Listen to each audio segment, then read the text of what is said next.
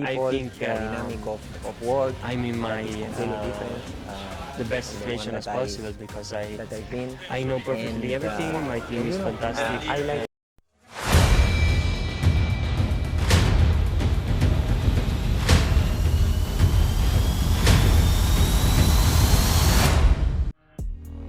Bagnaia juara, Mir tanpa ampun, Marquez tenang di posisi 3. Drama lintasan di MotoGP Jepang 2025. Sirkuit Motegi, Jepang, seri MotoGP 2025 memasuki klimaksnya pada balapan penuh ketegangan di Jepang. Di tengah panasnya persaingan gelar dunia, 3 nama muncul sebagai bintang utama di podium: Francesco, Pecco, Bagnaia, Joan Mir, dan Marc Marquez. Masing-masing membawa kisah, konflik, dan imbasnya sendiri dalam perebutan trofi juara dunia.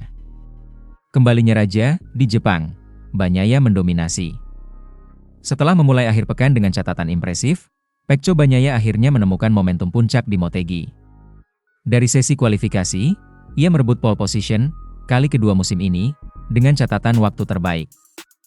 Joan Mir sempat menantang kuat untuk menempel di posisi depan, tetapi Bagnaia tetap stabil hingga tikungan akhir. Di balapan utama, Bagnaia membuktikan bahwa pole itu bukan sekadar kebetulan. Ia tampil dominan, memimpin dari start hingga garis finish. Di bawah tekanan rival-rival kelas atas, Bagnaia tidak tergoyahkan, menjadikan kemenangan ini sebagai bentuk pembalasan atas penampilannya yang sempat merosot dalam beberapa seri terakhir. Kemenangan ini bukan hanya soal podium, tetapi juga soal kebangkitan mental dan taktik. Bagnaia berhasil merangkai kecepatan, stabilitas, dan pengelolaan ban paling ideal di Motegi, sirkuit dengan tuntutan teknis tinggi. Dengan podium pertama ini di Jepang, ia membangkitkan kembali aura pebalap elit. Joan Mir, kuda hitam yang tak terduga. Di balik sukses spektakuler Bagnaia, Joan Mir menjadi kisah menarik kedua di podium. Dengan Honda HRC Castrol, Mir tampil konsisten dan tanpa gentar menghadapi tekanan Ducati di depan.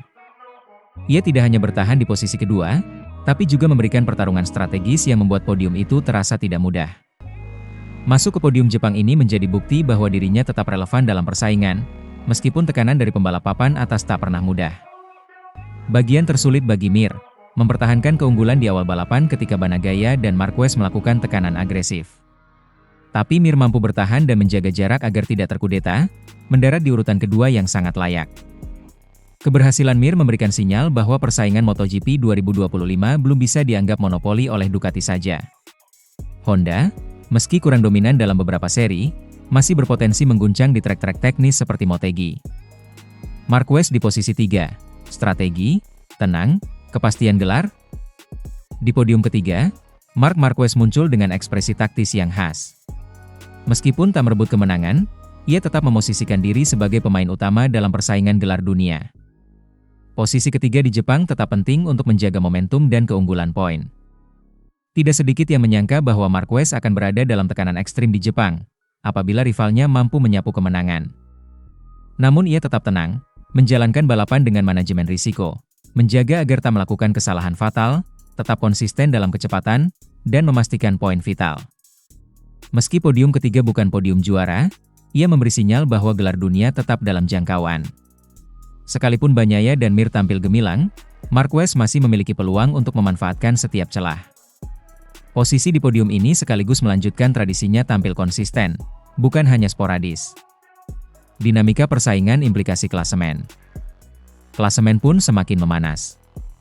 Marquez tetap memimpin klasemen dengan jarak poin yang cukup signifikan dibanding Alex Marquez. Namun kemenangan Bagnaia dan podium Mir bisa menambah tekanan psikologis sekaligus harapan tersisa bagi rival. Bagi Bagnaia, kemenangan di Jepang ini menjadi suntikan moral besar untuk seri-seri selanjutnya. Jika performa ini terus terjaga, ia bisa menjadi ancaman nyata dalam perebutan juara dunia musim ini. Bagi Joan Mir, ini adalah bukti bahwa dia masih bisa bersaing di level tertinggi. Podium di Jepang akan membantunya memperbaiki posisi klasemen dan kepercayaan diri. Bagi Marquez, podium ketiga bukan hal yang mengecewakan. Dalam konteks strategi kejuaraan, ia tahu bahwa kestabilan poin seringkali lebih penting daripada kemenangan sekali-sekali.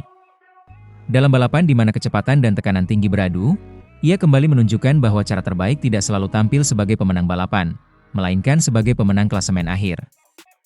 Sorotan pelajaran dari Jepang. 1. Kemenangan bukan segalanya. Setelah babak kualifikasi dan persiapan matang, Bagnaia membuktikan bahwa keunggulan teknis dan mental tetap harus dijaga hingga lap terakhir. 2. Konsistensi adalah kunci. Mir yang tidak selalu jadi favorit menunjukkan bahwa terus-menerus bertarung dan menjaga ritme bisa membawa hasil besar. 3. Strategi poin versus ambisi kemenangan. Marquez memilih strategi aman di trek yang sulit, balapan tanpa kesalahan fatal yang menjaga posisinya di jalur juara.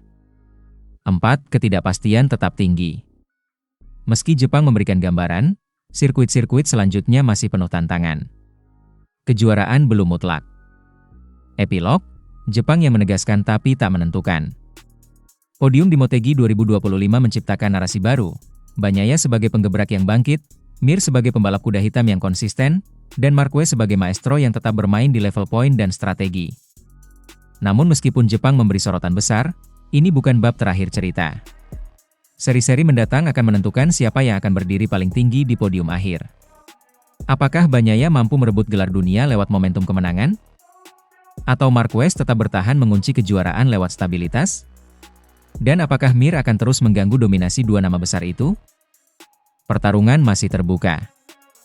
Tetapi satu hal jelas, podium Jepang ini telah menegaskan bahwa MotoGP 2025 menjadi musim yang akan dikenang sebagai musim penuh persaingan sengit, kejutan, dan karakter pebalap yang tidak sekadar berpacu cepat, tapi pintar dalam taktik dan mental. Sementara itu, hambatan di Jepang, ketidakpastian di Indonesia, rintangan yang membayangi tren juara Marquez. Musim MotoGP 2025 sudah memasuki fase krusial, dan semua sorotan kini tertuju kepada satu nama, Marc Marquez. Dengan dominasi yang makin jelas, bayangan gelar dunia kian nyata. Namun di tengah gelombang keyakinan itu, satu kabar dari Jepang mengangkat sejumlah rintangan tak terduga, dan rumor menarik bahwa Marquez enggan membawa kejuaraan dunia ke Indonesia sebagai ajang perayaan. Hambatan di Jepang, antara lintasan dan tekanan. Jepang selalu menjadi seri yang penuh tantangan. Sirkuit Motegi dengan karakter teknisnya, keausan ban, perubahan cuaca mendadak, hingga faktor jet lag dan adaptasi waktu. Di musim ini, isu teknis dan kondisi lintasan di Jepang muncul sebagai hambatan nyata bagi siapapun yang ingin memastikan gelar di sana. Menurut laporan awal, Marc menghadapi beberapa kendala, kondisi ban yang cepat aus, cuaca tak menentu, dan persaingan sengit dari pembalap lokal maupun internasional yang tampil agresif di rumah sendiri. Semua itu bisa menunda momen kunci untuk mengunci poin yang dibutuhkan. Lebih jauh, dari perspektif psikologis, seringkali seri seperti Jepang memunculkan tekanan mental tak terduga. Ketika rival tutup celah kecil dan pandemi poin makin tipis, keputusan teknis seperti strategi pit, manajemen ban, dan adaptasi motor bisa jadi penentu. Dalam situasi ini, Marc tahu bahwa kemenangan di Jepang tidak bisa dianggap remeh. Enggan gelar diumumkan di Indonesia, alasan di balik pilihan. Salah satu bagian paling menarik dari kabar ini, meski Indonesia, Mandalika, dianggap sirkuit kandang dan sangat berpotensi menjadi panggung juara, Marc dikabarkan enggan menjadikan Indonesia sebagai momen pengumuman gelar dunia. Kenapa? Beberapa dugaan alasannya antara lain. 1. Simbolisme tekanan emosional. Mengunci gelar di sirkuit kandang bisa membawa beban emosional tambahan. Jika rivalnya kurang berprestasi, sorotan akan jatuh ke performa mereka. Marc mungkin ingin merayakan dengan lebih netral agar momen itu terasa lebih adil. 2. Strategi media narasi. Jika gelar diumumkan di Jepang atau di sirkuit Eropa, publisitas global bisa lebih besar dan merata. Indonesia bisa dipandang sebagai wilayah regional. Meski strategis, momen juara dunia di sana bisa dianggap too lokal oleh sebagian media internasional. 3. Realitas logistik kondisi sirkuit. Kendala teknis dan persiapan motor, termasuk regulasi lintasan, kondisi cuaca tropis, dan penyesuaian teknis, mungkin membuat Marquez ragu menjadikan Indonesia sebagai ajang penguncian prestasi. 4. Kalkulasi poin keamanan matematis. Memastikan keunggulan poin yang lebih aman di Jepang atau seri sebelum Indonesia bisa menjadi strategi yang lebih aman. Jika Indonesia dijadikan momen pengumuman namun rivalnya masih memiliki peluang, itu bisa mempermalukan prediksi. Implikasi bagi perebutan gelar penggemar Indonesia. Bagi rival-rival Marquez, termasuk Alex Marquez dan pembalap tim Ducati lainnya, kabar ini bisa menjadi angin sepoi yang memberi harapan. Jika Jepang gagal menjadi momen penguncian, maka peluang mereka masih terbuka pada seri di Indonesia atau seri-seri akhir. Bagi penggemar Indonesia, ini menghadirkan dilema emosional. Keinginan melihat pembalap favorit kita merayakan gelar dunia di tanah sendiri tentu besar. Namun dari sisi strategi, keputusan Mark untuk tidak menetapkan Indonesia sebagai tempat perayaan bisa jadi sangat masuk akal. Kenapa? Karena Mark tampaknya mengutamakan stabilitas poin dan narasi global ketimbang momen emosional. Dan kalau dia memilih momen pengumuman di Jepang atau sirkuit lain, itu bukan karena ia tidak menghargai penggemarnya di Indonesia, tapi karena dia melihat lebih jauh bagaimana gelar itu diabadikan dan dikenang di seluruh dunia. Kesimpulan, gelar tak selalu harus dikunci di rumah. Kabar ini memperlihatkan bahwa menjadi juara dunia bukan hanya soal siapa yang tercepat di lintasan, tetapi soal strategi, kalkulasi mental, dan pengelolaan momen. Hambatan teknis di Jepang dan dilema memilih lokasi pengumuman menunjukkan bahwa Marc Marquez adalah seorang atlet yang tidak hanya berlari kencang, tetapi juga merencanakan dengan matang. Jika gelar 2025 akhirnya dikunci di luar Indonesia, jangan dianggap sebagai penolakan terhadap tanah air, melainkan sebagai keputusan strategis untuk menjadikan momen juara itu dikenang secara luas, bukan sekadar terasa kuat di satu tempat. Gelar cuma 7, bukan 9, jawaban santai Marc Marquez yang memancing gelombang perdebatan. Di tengah hingar-bingar musim MotoGP 2025 dan sorotan besar atas dominasi Marc Marquez, satu pernyataan santai darinya justru menjadi pusat perhatian. Kalau saya juara MotoGP 2025, gelar saya yang benar adalah 7, bukan 9. Ungkapan ini bukan sekadar permainan kata, ia membuka ruang diskusi mendalam tentang makna juara dunia, statistik, dan bagaimana dunia balap kini mungkin tengah mengalami redefinisi atas prestasi para pengemudi legendaris.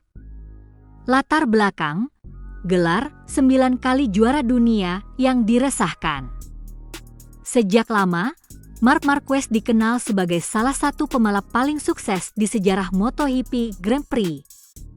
Jika ia berhasil mengunci gelar dunia di musim 2025, secara resmi catatan karirnya akan menunjukkan 9 gelar dunia Grand Prix, menggabungkan pencapaian di kelas Moto3, Moto2, dan MotoGP. Namun pernyataan Marc menyoroti sebuah nuansa, bahwa pengakuan formal terhadap gelar-gelar di kelas bawah, Moto2, Moto3, mungkin akan diabaikan atau diperlakukan secara berbeda di masa yang akan datang. Menurut artikel di Bola Sport, pernyataan Marc ini muncul sebagai respons terhadap perdebatan yang makin menguat di kalangan media dan pengamat tentang apakah semua gelar GP harus dihitung sama. Atau hanya gelar di kelas Premier MotoGP yang akan menjadi tolok ukur utama. Beberapa publikasi bahkan mengabarkan bahwa Liberty Media, yang baru-baru ini menguasai mayoritas saham Dorna Sports, mempertimbangkan regulasi baru yang menempatkan gelar Moto2, Moto3 sebagai kelas sekunder. Dengan statistik resmi hanya mengedepankan gelar di kelas MotoGP. Dalam skenario semacam itu, Marc mungkin akan dipaksa merayakan gelarnya sebagai juara dunia 7 kali MotoGP,